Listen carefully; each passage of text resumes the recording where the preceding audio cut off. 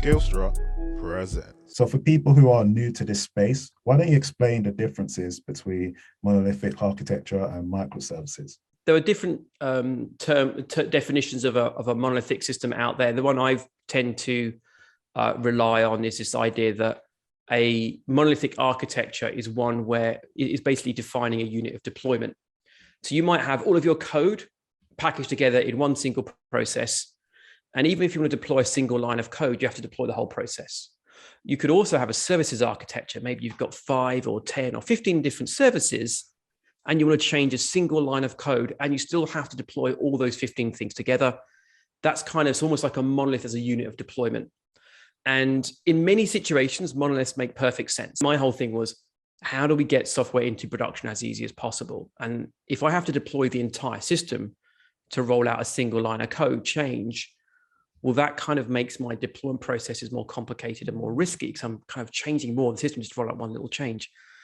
And I was like, well, how do I de-risk deployments so I can release more frequently? So the idea with microservice architectures is you have a system that consists of all of these microservices that collaborate with one another to create the system as a whole. But that if I need to change a single line of code in one microservice, I can change that microservice and deploy it without having to change any other part of my system. The idea really is about trying to reduce the scope of the system that changes as part of a release. And anecdotally, just my own experiences, mostly at ThoughtWorks, led me to believe that releasing more frequently was sensible, not just from a point of view of time to market, but also de-risking deployments.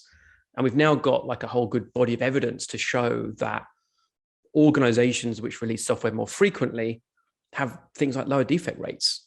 So actually, if you can release more frequently, you'll probably have lower defect rates, fewer rollbacks, happier customers. So for me, a microservice architecture is one way that you can look at how you increase your release cadence. That was my main reason for getting interested into it. This is a SkillStruct presentation. If you like what you hear and see, don't forget to like, share, and subscribe.